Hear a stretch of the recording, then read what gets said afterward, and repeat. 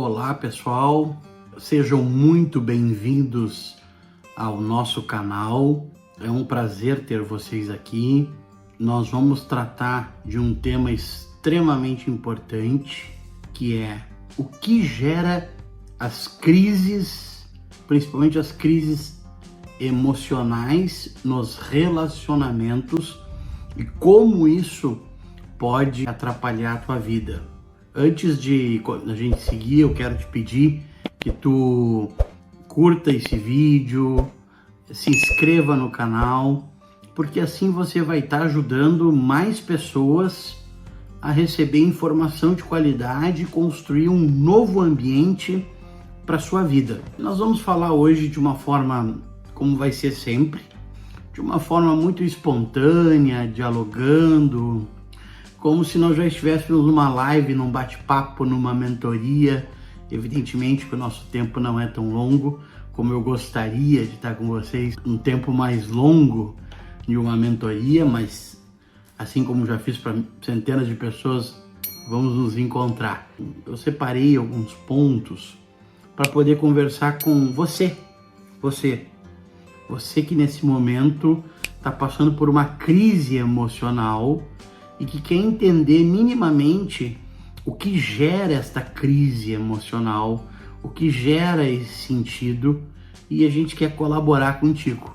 E aqui no canal, aqui na comunidade, você vai estar podendo ver vários vídeos, várias situações nas quais a gente vai estar abordando este tipo de assunto através da expansão de consciência e do autoconhecimento. Mas você que está em casa, você que está assistindo agora, você que sabe o quão difícil é passar por crises emocionais, mas por um motivo ou do outro da vida, pelo corre da vida, como se diz, não teve a oportunidade de poder se dedicar a entender o mínimo que a gente precisa para saber o que gera isto. E aqui eu faço já um adendo de impacto. O psiquiatra Carl Jung, ele dizia o seguinte: o nosso subconsciente, ele é 95% da programação que roda em nós. 5% é o nosso consciente, é daquilo que nós estamos conscientes. Nós estamos conscientes apenas de 5%.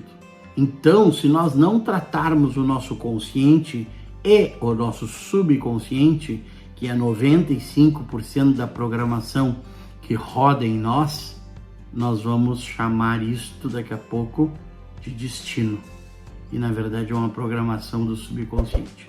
Mas ok, feita essa introdução, bom estar aqui com vocês. As crises emocionais, pessoal, geralmente são geradas por alguns pontos. Depois a gente vai secar eles com o tempo, mas um deles já hoje. Conflitos de relacionamentos, principalmente relacionamentos afetivos. Namorado, namorada, casal, pessoas casadas, enfim, são inerentes aos seres humanos e geram conflitos de emoções muito grandes. Outro aspecto que nós todos sabemos que gera conflitos é perda do ente querido, né? Principalmente um pai, uma mãe, quando perdem um filho, né? Mas sempre a perda do ente querido, em qualquer circunstância, gera conflitos emocionais, gera distorções nas nossas emoções. Estresse e pressão com excesso de trabalho, hoje está cada vez mais, as pessoas estão extremamente pressionadas por toda uma conjuntura das empresas, da economia internacional, a termos estresse e conflitos em função de uma carga horária muito pesada, de muito trabalho que se leva para casa. E como lidar com tudo isso, né, gente? Porque isso aí é a vida. Tudo isso que eu tô falando aqui, querendo ou não, é parte da vida, né? Os falsos gurus tentam negar isso, dizer que a gente pode só cocriar coisa boa e tal, mas não é verdade. Situações de violência, né? Relacionamento tóxico, que é uma coisa que tá bem alta. Problemas financeiros é algo bastante forte.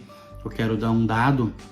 Nós temos aí em torno de 70 milhões de brasileiros, irmãos e irmãs nossas, humilhados no SPC, e isso acontece mas isso gera conflitos emocionais na pessoa, conflitos de dificuldade, a parte financeira, dívidas, falta daquele crescimento que a pessoa desejava. Eu tô falando isso bem em tom de conversa, gente, para que vocês possam chegando devagarinho e compreendendo as chaves que eu vou passar. Outra situação, perda de emprego. Quantas pessoas aqui que estão nos assistindo já perderam o emprego agora, ou já passaram por essa situação e por aí vai. Então, são alguns exemplos de situações que nos geram crises emocionais. Quais são as chaves que podem nos ajudar de verdade a equilibrar um pouco mais essa situação da vida e a gente não se deixar abater? Teve uma pessoa que me perguntou o seguinte: Matheus, me explique sobre emoções, né? Sobre emoções. Na hora eu fiquei até um pouco assim, né? Emoções é muito longo. Então, como não deixar as emoções influenciar ela, a pessoa, e a você que está me ouvindo, nos momentos mais diversos do dia a dia? Então, aqui já começa a pegar a primeira chave, pessoal. Presta bem atenção, chega aqui. Nós temos que nos conscientizar de uma regra, de uma linha, que é a seguinte: nós temos que ter muito claro na nossa mente o que é aquilo que nós podemos controlar e o que nós não podemos controlar. Quando nós vamos tomando consciência disto, de que nós precisamos estar no aqui e no agora e controlando aquilo que a gente pode controlar. Por exemplo, você está no seu trabalho fazendo uma redação. Isso está sob seu controle. Mas não está sob seu controle o humor do chefe que vai receber a redação. Então, veja como a linha aqui ela é muito tênue. Você está fazendo a redação da melhor maneira possível, porque está sob seu controle. Só que quando você desenvolve essa capacidade, que nas mentorias, neste canal, nas lives, quase que um passo a passo disso, que na verdade é a expansão de consciência, você faz essa redação, entrega ela para o seu chefe e solta. Por quê? Porque você não tem como controlar a reação dele, porque você não sabe como está hoje, naquele momento que ele está recebendo, a percepção dele de mundo, o humor dele, as preferências dele. Então veja, você não pode se deixar abalar porque o seu chefe, por acaso, não gostou da sua redação. Você pode e deve procurar fazer sempre o melhor, mas não se deixar abalar. Porque se você se deixar abalar pelo seu chefe, você está passando o seu poder para ele. E isso você jamais pode fazer. Isto é inegociável. Quando você começa a tomar consciência de coisas simples como essa, você vai subindo degrau por degrau e vai chegando um momento que você vai compreendendo que aquele poder é seu e que você não pode se deixar influenciar pelo outro de uma forma que te desestabilize. E eu falo sempre mais para as mulheres, porque até o momento meu público é 75% feminino, mas também vale para os homens. Eu posso dar um outro exemplo. Vamos imaginar uma mulher que está em casa, uma dona de casa, que hoje já não é tão comum, ou uma empreendedora que também é dona de casa e que está fazendo tudo ao mesmo tempo, e que aí ela resolveu fazer uma janta especial e o marido não gostou e disse que não gostou.